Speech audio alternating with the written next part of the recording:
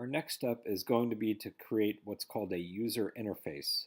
This is basically what the user, the person who takes your test, is going to see and how they're going to interact with your app. And in this video, I'm just going to show you how to lay out the questions, those 5 questions that you created. So from this screen, what you want to do is on the left-hand side is you want to find main.storyboard over here. So basically the storyboard is the place where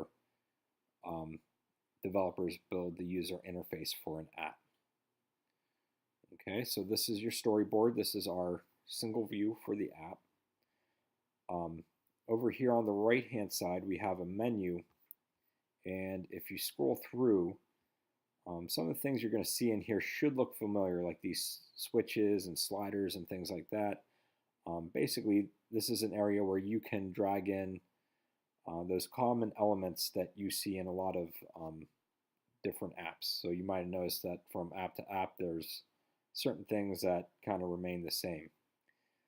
So the first thing that we're going to look for is something called a label, and this is just going to be how we display text.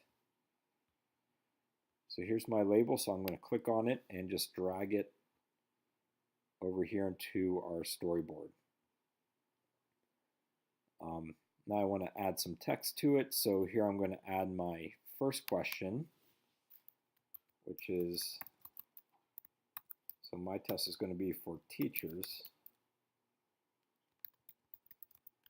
and it's very important that teachers use Google Drive, so that's going to be my first question.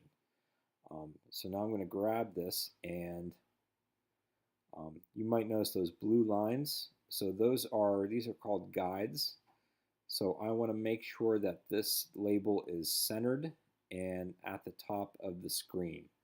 So right there, and that's where I'm going to place it.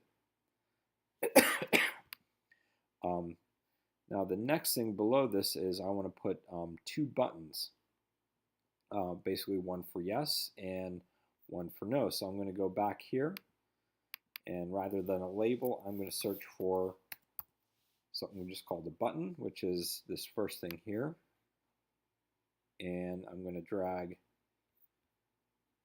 2 of these in. Okay, and one I'm just going to make yes, the other I'm going to make no. And I want to place these right below my label here, but again I'm going to use my guides right there, and then I'm going to, I want that no to be even with the yes, so I'm just going to put it at the edge of my label there, and just like that. And basically what I'm going to do is I'm going to go down my list of questions. So here I need to grab another label, and I'm going to place it under here, and my next question is, I have to check real quick. All right, how often do you power off your MacBook? So some teachers do not power off their MacBook, which causes issues, and I keep reminding them, so it's kind of annoying for me when they don't do this.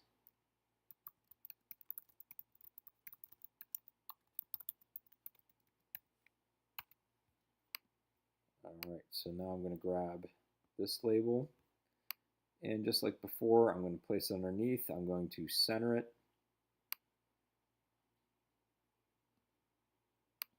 So this is going to be my multiple choice question. So I actually want to grab, for this one I'm going to have 3 different buttons underneath.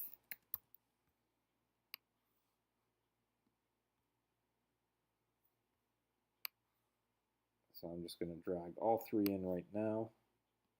And the 3 options I'm going to give, let's get this back here.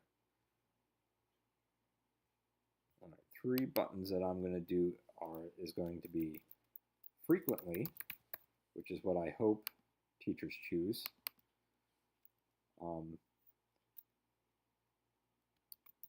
then maybe we'll do somewhat, which would be okay. So maybe I give 2 points for frequently, 1 point for somewhat, and maybe seldom, which that would earn maybe 0 points. So now I just want to line this up, so I'm going to line frequently up with the edge of this label. Somewhat I'm just going to center, but I'm also going to make sure that's in line with frequently. And then seldom I'm going to line up here with the right, just like that. So basically just like that, go down the list of your questions, make labels and then the buttons for each label.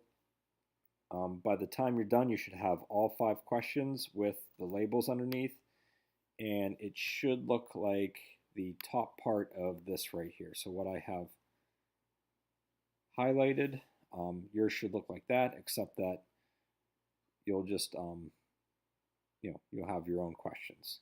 So any help, if you need any help, just let me know.